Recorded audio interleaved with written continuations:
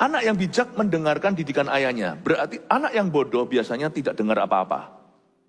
Papanya bijak tapi tidak transfer sesuatu. Percuma lah ya orang tua kalau kaya kalau tidak transferkan uangnya. Anak juga tidak akan punya harta. Tapi perlu kita tahu bahwa kado terbesar bagi anak-anak kita itu bukan harta kita. Karena harta bisa dicari, harta bisa hilang. Janganlah kasih mereka ikan. Kalau kasih mereka ikan, mereka bisa makan sehari ini. Mereka makan ikan goreng, ikan bakar. Tapi kalau mereka nggak ngerti cara papanya nangkap ikan, ya percuma kalau tidak pernah mentransfer ilmu pengetahuan. Pendidikan nomor 1 itu bukan di university atau di universitas. Pendidikan pertama itu dari orang tua sendiri. Makanya saya tekankan pada anak-anak muda yang mau menikah, kalau you nggak ready, jangan kawin. Bukan masalah usia. Memang ada usia sih, nggak ada anak umur 9 mau menikah. Tapi usia bukanlah patokan satu-satunya. Tapi kedewasaan. Dan di antara kedewasaan itu, responsibility semua kedewasaan iman itu yang terutama. Dan kalau tidak siap jadi seorang orang tua, jangan punya anak. Apalagi banyak-banyak. Didik anak itu nggak gampang.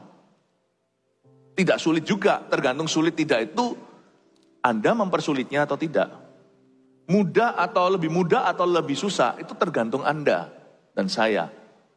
Saya selalu ingatkan, anak yang bodoh biasanya tidak dengar apa-apa, sekalipun ayahnya bijak. Atau kemungkinan bisa jadi dengarkan yang salah, karena sama-sama gak bijaknya sama orang tuanya. Coba kalau kita ajarkan sesuatu yang salah, kan nanti guru kencing berdiri, murid kencing berlari. Jadi bahayanya di sana. Makanya itu saya berdoa di dalam nama Tuhan Yesus agar gereja itu angkat bicara. Gereja harus mengingatkan orang tuanya, sementara kami juga menggembalakan anak-anak Anda.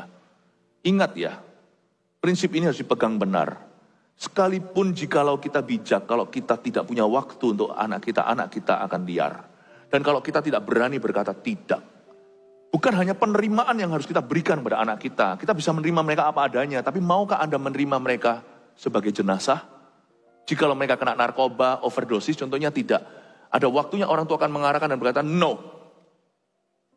Tapi ada orang tua yang otoriter, tidak bangun dulu jalan tolnya dengan anaknya, tidak membangun rasa aman, lalu hanya taunya perintah-perintah. Yang gitu juga nggak bagus.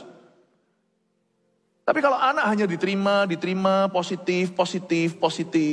Coba lihat nanti ya, anaknya itu akan melekat sama Anda, tapi hidupnya nggak keruan. Dia tetap nanti akan sama Leven, dia akan tetap living together, tinggal bareng sama pacarnya. Anda juga nggak bisa apa-apa. Anaknya putus sekolah, Anda juga nggak bisa apa-apa, anaknya nggak bisa selesaikan. Lalu anaknya nanti pacaran sama orang tidak seiman, Anda juga nggak bisa apa-apa. Nggak apa-apa, papaku menerima aku, mama papaku mengasihi aku. Sorry ya, ada satu titik kita harus berkata, kamu tinggal di rumah ini, then my rule will rule. Kita harus bisa dengan tegas berkata, kamu tinggal di rumah ini, peraturanku berlaku. Karena aku masih papamu.